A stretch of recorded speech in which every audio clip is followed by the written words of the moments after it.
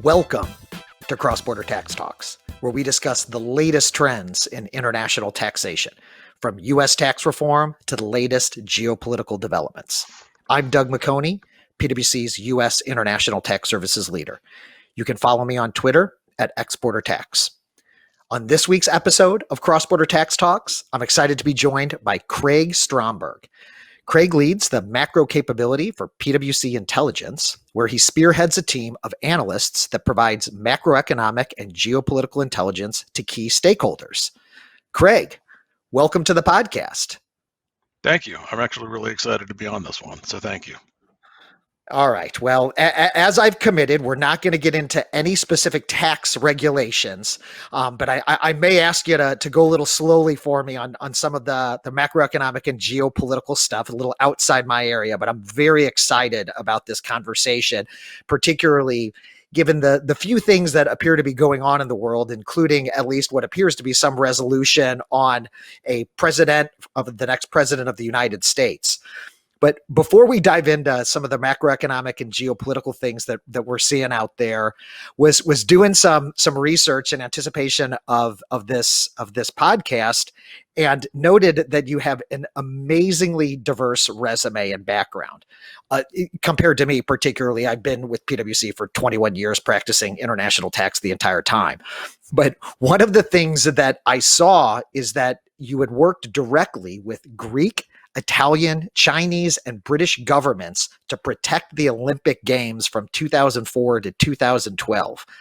What does that mean, and what was that experience like, Craig?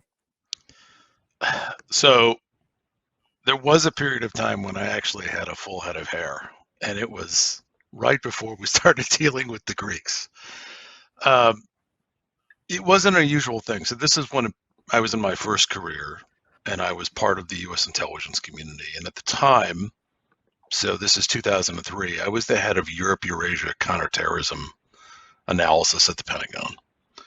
Now, understand that when any country or city signs up to the Olympics, there's a standard format that they fill out in terms of all the things that they have to do: transportation, logistics, administration, and security.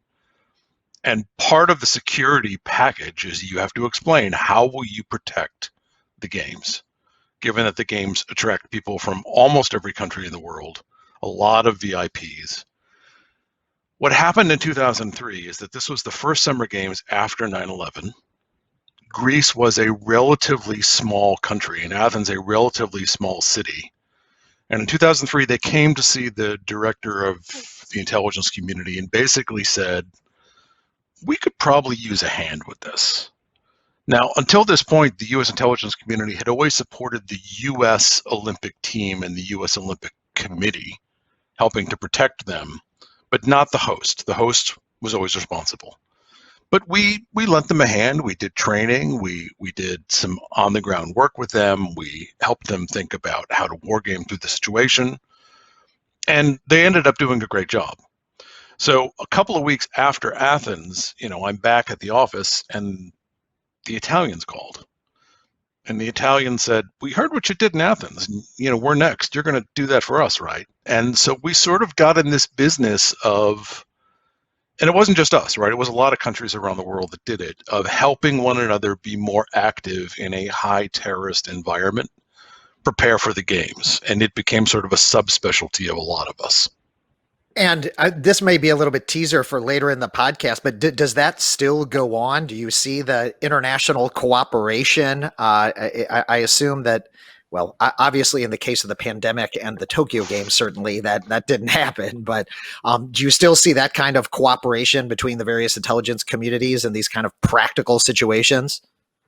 So I don't know what the current status is because I'm not in the community any longer. I would guess that it does take place. Look, even countries like in 2008 that are very capable, like China, there's no such thing as having too much intelligence. And so if you have other intelligence services that are volunteering in the spirit of global cooperation to help and assist, it's very rarely you're going to turn that down. And the Olympic Games is one of those events that everybody can get behind. Everybody wants to be a part of it. There's a good feeling associated with it across different kinds of governments. Everybody wants to make sure they succeed. So I don't think it's unusual. Well, you talked about really global cooperation and the spirit of global cooperation. It's probably it's a good segue to our first topic. Is that we're in the middle of November as this is being recorded. The president-elect Biden has been what appears to be officially announced, or unofficially. I'm still a little confused as exactly what makes everything official, but clearly the media and others have, and based on the prognostications, have declared him the winner of the vote. Um, are all of the issues and struggles that we've seen around the world with the U.S. are those done now? Are we going to have this global cooperation? That is one of the assumptions or maybe hopes that I see with the change of the administration. Given the work that I do, but really wanted to start talking about just what are some assumptions that you're seeing with a Biden as a future president. Is that one of them? Is it a fair one? What else are you seeing, and what else do you predict? So I have to be true to my training here, right? And one of the things that they teach you in the intelligence community is that prediction's a four-letter word. So I won't say I can predict anything, but I can give you what I think is our best assessment. So I think in terms of the first part of the question, will global cooperation swing back in terms of the pendulum to a point where it might have been to where it was, 7, 8, 9, 20 years ago? Maybe. I think that there will be a desire to do that in Washington and other capitals, but I think part of what we've seen in the last 10 years or so, and this predates the current administration, is that countries in the world have begun to feel differently about the United States. A lot of this begins with the global financial crisis, where there is some concern about the U.S. stewardship of the economy, rightly or wrongly, but there was a concern. There were large-scale data leaks, which didn't help along the way, and there was global strife, both in the Obama administration and the Trump administration, that changed the way that certain countries feel and perceive the United States. And you can see this in how people around the world judge their individual relationships with the United States. Part of what's happened over the last 4 years is that a lot of countries have had to rethink about how independent should they be from decision making when it comes to Washington. Because World War II was a long time ago, but the system of reliance between Washington and its allies and partners that was created immediately after the war has lasted until very recently. And many of those countries were hesitant to often make strategic decisions without Washington. In the last 4 years, I think they've done a good job of doing that. They've adapted. They've become somewhat more independent. Just because there's somebody new in Washington, I don't think that automatically ends.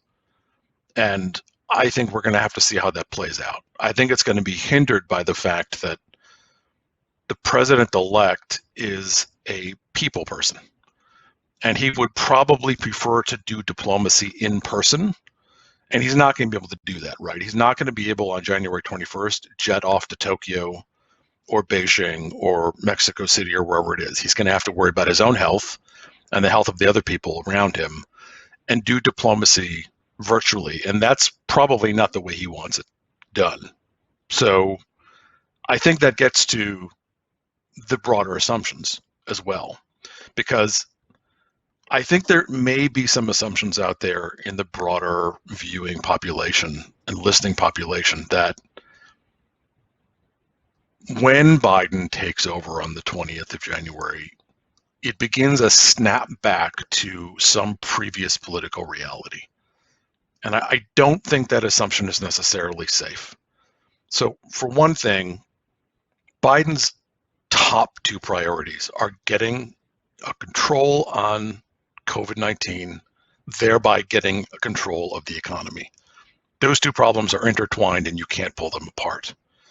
I think what I'm hearing in terms of assumptions and what I'm reading in between the lines as well is that There are assumptions being made about the speed of change that may happen, how quickly different policies may be reversed or adapted. I think there are some assumptions being made about the mechanics of change, about the different ways that decisions may get made. And I think, lastly, there may be some assumptions about the volume of change, how much change is going to happen, especially when, going back to what I just said a minute or so ago, he's got to get a handle on COVID and thereby the economy. And everything else is secondary until that point. Yeah, one of the things that obviously we spend a lot of time thinking about here on the cross-border tax talks is whether we're going to end up with tax reform, right? The Biden campaign had put out some couple of documents to really make some major changes to the corporate tax system, including raising the rate and also, potentially fundamentally changing how multinational corporations are taxed. And I think the conventional wisdom amongst us tax nerds is that, well, the Democrats did not get the blue wave that I think many people and prognosticators and pollsters had projected. We have to wait for this runoff now. And those poor people in the state of Georgia that have to listen to how many additional weeks and months of those horrible campaign ads. I'm very sorry for my Georgia listeners. But that the likelihood of really significant tax change is very low. That, even with 50%, with Vice President-elect Kamala Harris casting the deciding vote in the Senate, to try to get 50 senators on side from a Democratic perspective from their policy would be very challenging. And I think that, was one of the assumptions, at least from a tax perspective, that we had anticipated. But I'm absolutely with you that, obviously COVID-19 and the economy have to be first. Frankly, I think that would have been the case even with a blue wave. But that, Yes. any major changes, at least from a tax policy perspective, are probably some distance in the future, if at all. I think that's probably true. And look, I think you're in a better position to make an assessment about that than I am. What I'm curious about, and this is more from an old historian's point of view, is if you think about presidents that have been in the office for the last couple of decades, you have to go all the way back to Johnson before you find a president-elect and soon to be president that has as much, not just legislative experience, but love for the legislative process as Joe Biden does. I mean, he loved being a senator. It is why he had colleagues and fans on both sides of the aisle.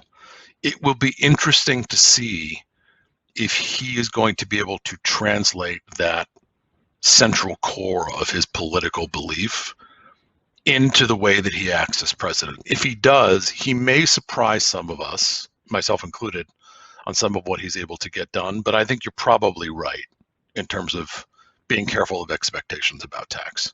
Yeah, it'll be really interesting to see if there is the ability of Congress, and this is probably outside of both our areas, so we can move on. But I'm very interesting to see if we can return to some level of bipartisanship and civility for functioning government in the U.S. And I'll just take that as a good segue to our next topic, which is trade. What I find very interesting about trade is that the president generally has broad authority to issue executive orders and determine trade policy. Yet there is obviously a limit to those powers where the president needs to get congressional approval or to be able to action certain things. I'm old enough, and I don't really feel that old, but I'm old enough to remember when, the Democrats were viewed more as the protectionist and tough on trade, and the Republicans were viewed as more globalists. Somehow that's all either changed or gotten commingled, and obviously the party has changed. But let's move on to trade. What are you seeing what is your assessment? Because I'm not going to be asking you any more prediction questions, but what is your assessment of the current trade? You're welcome. What is your assessment of the current trade environment and any changes that we might be foreseeing? So, look, one of the barometers that I think is useful is if you listen to CEOs and corporate officers for the last 4 or 5 years, one of those issues that's crept up to the top of the C-suite's concern is geopolitical uncertainty and trade uncertainty. And that's reflective of the fact that we have been living recently in a pretty combative trade environment where deals that stood for years and assumptions and understandings that had stood for decades were no longer there. And there's been somewhat of a reconsideration of the benefits of globalization. I think the headline is that we need to be careful about assuming that there's going to be a return to a full embrace of globalization under a Biden presidency. I think he is a free trader. I think that is his nature, that is his record. But I think he understands the political reality that we probably are going to see a little more onshoring.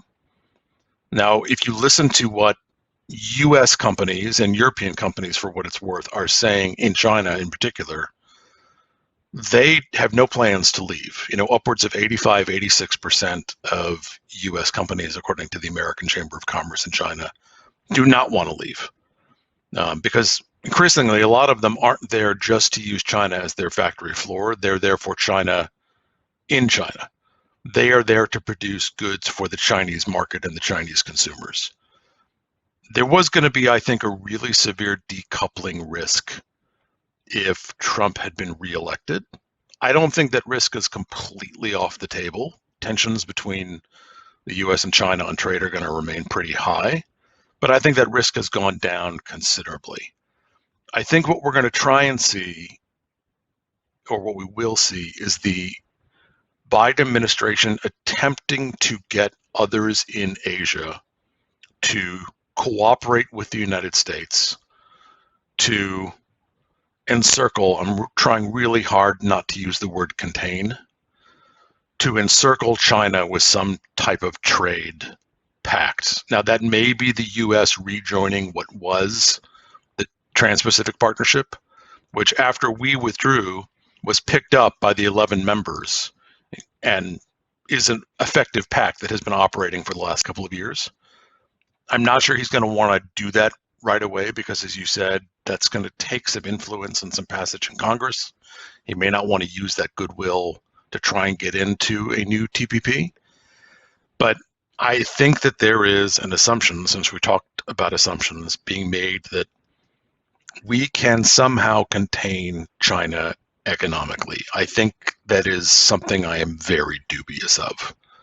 For one thing, I don't think that containment as a mindset or a strategy, a theorem which was developed and was very effective back in the late 40s and 50s and did its purpose in terms of the Soviet Union for many decades, works when it comes to China in 2021 and beyond. China is a unique place. I mean, look, in our lifetimes, I think we could put together a list on one hand of some things that the week or the month beforehand would have been considered impossible, right? 9/11, the fall of the Soviet Union, the unification of Germany, the end of apartheid. And another one is, the transformation in our recent lifetime, right, in our business lifetime, of China from a country of low to middle class citizenry to one of the most advanced technological countries in the world and an economic juggernaut. And it's going to be very difficult to contain that type of energy. And I think it's even harder to convince countries that are next to China. And I think this is a problem for Americans, is that we forget geography. It's very easy for us sitting here in St. Louis or Washington or Portland or Miami or wherever you are to think about China the way that policymakers and business people have to in Seoul and Tokyo and Singapore. China is your neighbor. It is omnipresent, and it has been your neighbor for a couple of millennia, and you know how to deal with it. If you are the Vietnamese, you know how to deal with China. If you are the Japanese, you know how to deal with China, but you have to live with them as your neighbor for a long time to come.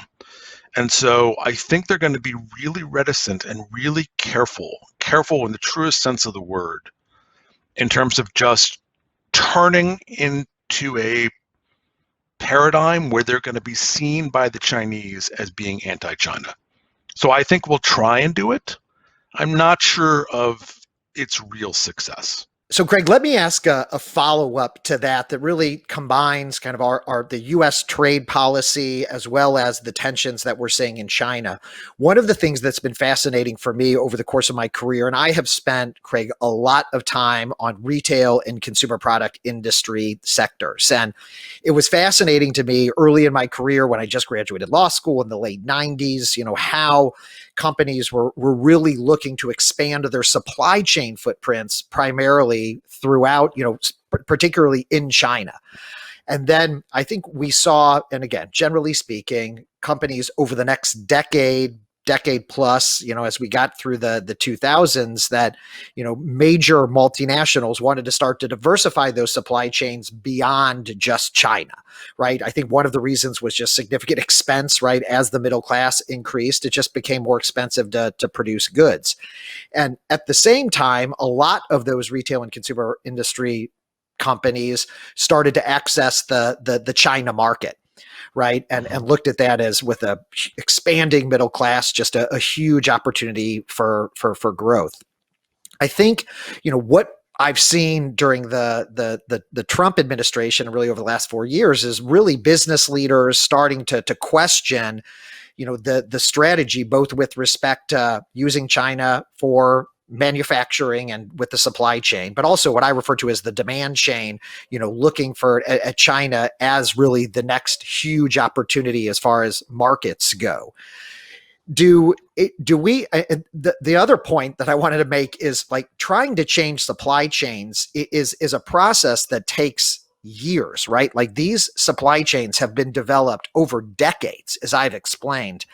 And it's been interesting to me that even over the last 4 years and all the challenges that we've seen with the Trump administration, particularly in China, but it doesn't necessarily have to be unique with China, that I would have thought that there would be this massive rush to onshore manufacturing and to try to onshore as much as possible. And I've certainly been involved with a number of clients with respect to those conversations. But the fact is that strategy takes years. Are we going to see companies continue to do that? I mean, does that still make sense in today's environment and economy? Do we see companies maybe slowing that down to seeing how the dust settles with a Biden administration? But what do you see as a trend, particularly with respect to onshoring? But how does that impact companies' decisions where they manufacture specifically and from a supply chain perspective? Look, this is one of the most critical questions that I get. It's probably one of the ones that you get from clients that they want to talk about the most. Mm-hmm. I think part of the answer is, if not China, where? So one of the conventional answers, and if you look at what clients often list as alternatives potentially if they were to leave China, is Southeast Asia or ASEAN markets. And there's a lot of advantage to those markets. Every day they're becoming more dynamic. They have more and more technical resources. Their educational systems are improving. They have very good relationships with one another and very good global trade relationships with the US. The problem is, if you look at a country like Vietnam and you look at the portion of its labor force which is of the same technical caliber as China's, it's a David and Goliath situation. China has massive amounts of highly skilled workers that can do a lot of very technical work, in addition to all of the other manufacturing work. Vietnam, the Philippines, and Cambodia, they have less. And those who they have, most of those are already pretty fully employed. So if you want to move your supply chain, especially if you're producing something that is complex and you need pretty skilled labor, it is sometimes going to be hard for companies to figure out where else but China if they don't want to raise costs. Taiwan could do it, South Korea could do it, Japan could do it, the US could do it, but the costs are going to be higher. And I think part of what the calculation is, company by company, is it's this individual risk calculation. I think the Chinese have tried honestly to be as welcoming as they can in certain sectors. And we've seen this year in FS in China. COVID sort of ruined the China FS party, because this was supposed to be the year, and it was, where FS opened up in China, where the financial sector was open to all kinds of US ownership, new types of investment. And that's happened, but it's been overshadowed by COVID, and there certainly hasn't been as much of it as was anticipated. So I think the Chinese are trying to do better at making the Chinese market hospitable. One of the statistics that I watch, which is always pretty interesting, is if you watch the number of cases that are being brought by American companies suing Chinese companies or entities in the Chinese patent court, that number is not just going up, but the number of companies winning against Chinese entities is also going up. So the Chinese are trying to make the system a little more rigid in terms of the rule of law. Part of what this comes down to is that there's been a lot of pressure in Washington, and it's going to be there waiting for Biden to reshore some things like pharma, healthcare, some of the PPE production related to COVID. And that may well happen. But your earlier point about the length of time that is required to reshore assets, particularly to manufacture those, that's a years-long effort. And if you really want to make that work, you really have to offer some substantial incentives, potentially at the state level, potentially at the municipal level, but definitely from the federal level. It's hard to do that when we can't agree on stimulus bills, let alone what kind of incentives we're going to offer for companies coming back. So there may be some onshoring, but I think that we probably aren't going to see a rush of it. And the other thing that I'd mention here is that part of what's going to be really interesting in the next 4 years is Biden's administration is going to overlap with a Chinese decision to create a digital version of the RMB. And they've been very coy about talking about this, but they have talked about this. And what this may result in is a situation where in 2021, maybe late in the year, 2022, 2023, if you want to pay Chinese entities, you're going to have to use this currency. And that's going to make the digital currency that they're going to mandate much more powerful, and the US can't sanction it. When that happens, and it is a win, I think that's going to make some of the trade and overall relationships with China a little more difficult. That may force a recalculation of some of the onshoring, but China's growing market is pretty hard to resist. And I think the last thing I'll add here is, if you think about certain sectors, and telecom and technology come to mind, I think they're probably a little bit happy with where we're headed, if not more than a little happy, because a real decoupling from China would have meant that they would have had to forego somewhere between 50 and 75 billion in revenue that they give to China, or they get from China every year. If they're able to keep that going, that's all the better. But this is an incredibly complex relationship. We've never had in history the world's number one and number two largest economies voluntarily decouple themselves. If that is actually forced upon us, I think it will be a mess for companies large and small. Wow, that's absolutely fascinating. Maybe the one point that I'll leave and we can move on is that I personally believe that frankly sometimes tax policy is viewed, is overplayed with respect to why companies make certain decisions, where to manufacture things, and to move their supply chains. I think that there's a lot of focus about tax policy, and certainly incentives can help. But from my experiences working with lots of different companies, it's basic labor costs and just overall costs of production and manufacturing that drive a lot of those decisions. And then if there are these macroeconomic events like you described that fundamentally change that, that I think will drive decisions as quickly as they can be made in these types of things that supply chains take forever. I mean, heck, we saw, the tariffs, and, companies cannot just start manufacturing stuff out of China in the US on a dime just because tariffs were assessed. So it will be interesting to see if those kind of things start to pile on top of each other.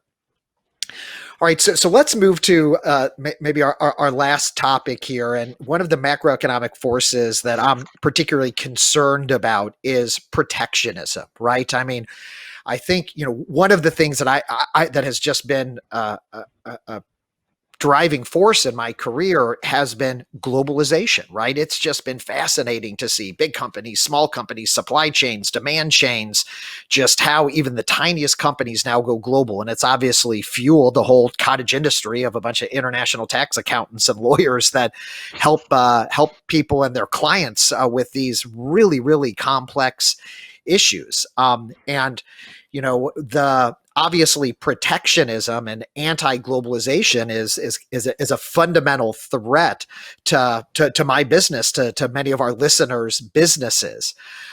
What do you think about that? Is that overblown? I mean, the markets and everything are so globalized, but what are your views on protectionism in the current environment, and not just within the U.S., but what you're seeing outside the U.S. with other developed and developing countries? So how much time do we have left? This is, so if anything, I think it's, in some ways, I think it's underblown. The U.S. and other countries, including the European Union, Japan, Canada, individual member states in the EU, even China to a degree, have raised the protectionist barriers in the last 4 or 5 years. But what the U.S. has done is to effectively say to foreign investors, if you are interested in U.S. technologies, and this runs the gambit, if you really think about any technology that underpins the fourth industrial revolution or any emerging technology, it's included.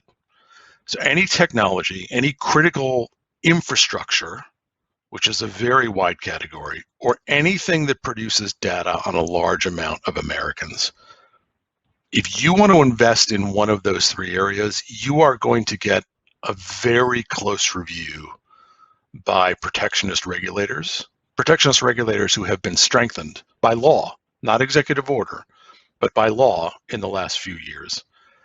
And it is going to be very difficult for you to acquire those. And we've seen some deals unwound where, with their new powers, these regulators, including the Committee on Foreign Investment in the United States, CFIUS, has gone back and said these deals need to be undone because though it may have been a deal for something innocuous, part of the byproduct is enormous amounts of geospatial data on Americans and where they go and what they do.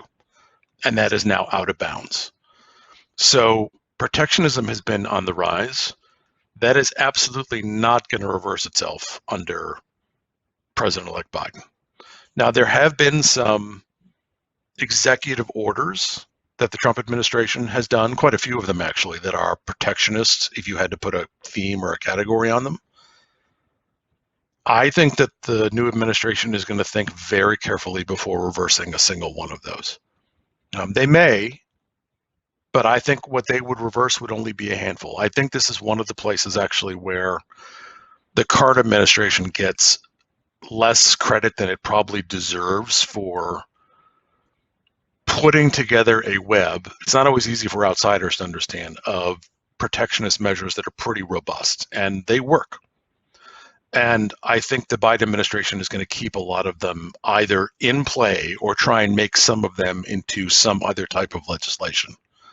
But because they're not in law, like the updates to CFIUS are, I think some companies, some businesses may be assuming that a lot of those executive orders are just going to get swept away. And I don't think that's a safe assumption.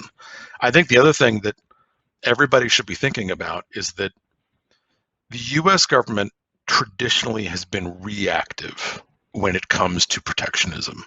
There's been a deal, they've reacted to the deal. There's been an interest, they've reacted to the interest. What is happening now and what is going to continue to be the norm for, I think, forever, is that the US government and those regulators that have been empowered by law to do so are going to go looking for deals in which there is a risk. So even if they didn't look at something the first time, if there's a deal that is exposing US critical technology or US critical infrastructure or the data of American citizens at scale, there are multiple regulators and attorneys within CFIUS, but as well as in the Departments of Justice and Commerce, Treasury. They are going out every day and hunting for those kinds of what they consider to be violations. And that is an entirely new business environment for a lot of clients and a lot of people that try and do M&A and deals globally. And it's just what we're going to have to deal with. So maybe in closing, Craig, I think this is a good conclusion here. What advice do you have for executives at and multinational corporations, frankly, whether they're based here in the U.S. or overseas? You know, one of the things from a tax perspective that we just don't like is uncertainty, right? But obviously, particularly in tax, like in other areas, we just have to live with it. It is such a dynamic area, not just in the U.S., but we see overseas, and the OECD has made, they're kind of on the base erosion and profit shifting. They're on their second round of major suggested changes to the global taxation system. Frankly, before they're already on to the second change, and we haven't even figured out if the first round of changes had effect. And it just creates a lot of uncertainty for business people as they're trying to make investment decisions about deals, expansion, where they have manufacturing, et cetera. So, you know, what advice do you give your clients, both within and outside the firm, on how to manage that type of uncertainty and risk? So I think there's a couple of questions that can be asked, but I think one of the things that we may see changing, and look, I'd be curious for your opinion on this as well, is look, traditionally, if you think about the last 20 or 30 years or more, with rare exception and with rare periods like around 9/11, geopolitical issues are not a C-suite problem. They are not what keep CEOs awake at night, and they're not what drive the intelligence that flows to CEOs or what they may talk about every day. There are exceptions, of course, but in the aggregate, that's probably an accurate statement. I think that the geopolitical uncertainty that we've seen in recent years, plus all of the uncertainty and twists and turns that COVID is throwing at us, what I'm hoping it results in is that geopolitical and macroeconomic issues do become a little bit more of a prominent and permanent part of the C-suite discussion, especially trying to anticipate what is over the horizon, what is around the corner. Because in my experience, both in the government and the private sector, if you can anticipate that well, and you can anticipate it better than your competitors, then you have an advantage, both in terms of opportunities and knowing the challenges for what is to come. But you can only do that if you really care about those issues from the top. So in terms of, questions, I think there's a lot of self-assessment that clients probably need to do, getting back to the start of our conversation, about what are the assumptions that they have right now, both about the current administration, about their supply chains, about the way the world works, about our relationship with the Chinese, about trade policy. A lot of what we do is built on strategies and plans and norms that we inherited from our predecessors. And the same is true, for anybody in business. And we don't always step back and reflect on, why do we really believe this? Why do we really think this is true? And so right now, sort of in the interregnum, in this time between when the election was called and the time when the new president enters office, not a bad time for companies to also be thinking about those assumptions. And I think one of the other ones is companies need to be thinking about, how do they manage their brand when they probably have more opportunity globally to have a voice on supranational challenges like climate change and the disruption of the economy and the inequity of how the haves and the have-nots around the world live. and how technology plays or does not play an equal part in people's lives. What we have seen is a lot of brands that have been willing to do this. Biden seems to be willing to re-enter the Paris Accord the first day he's in office. One of the interesting things that happened when the current administration pulled out of the Paris Accord is that you had hundreds of business leaders from all different size companies and across sectors and industries in this country that stood up and said, regardless of what the US government is doing, I'm going to honor the accords. That type of action enhanced the brand and reputation of many of those companies and many of those corporate officers. They're going to have a harder time sort of figuring out when did they do that in an environment that is uncertain. But I think they're going to have a lot of opportunities in the next 4, 8, 12 years to keep doing that and playing a leadership role that they may never have anticipated. Yeah, thanks, Craig. I would also put tax transparency in that realm. We're seeing a lot more focus on that, and I think that's going to be something that C-suite levels are going to focus on. And to answer your earlier question with respect to kind of those types of issues that are elevated to the C-suite, I've certainly seen, at least within my career, tax now being one of those issues that it raises to the level of the C-suite. It used to be at the tax director or VP of tax, and now tax policy, both U.S. tax policy as well as global tax policy, is at the forefront, and seeing a much bigger interest at the C-suite. Well, Craig, I think we're going to have to call it. Thank you very much for joining. It has really been an interesting conversation. Me too. I appreciate the opportunity. Thank you. So thanks for tuning in to this week's episode of Cross-Border Tax Talks. Thank you, Craig Stronberg, leader of PwC Intelligence's macro capability team, for joining me on today's episode. I'm Doug McHoney, PwC's U.S. International Tax Services leader. Stay tuned in 2 weeks for another exciting edition of Cross-Border Tax Talks.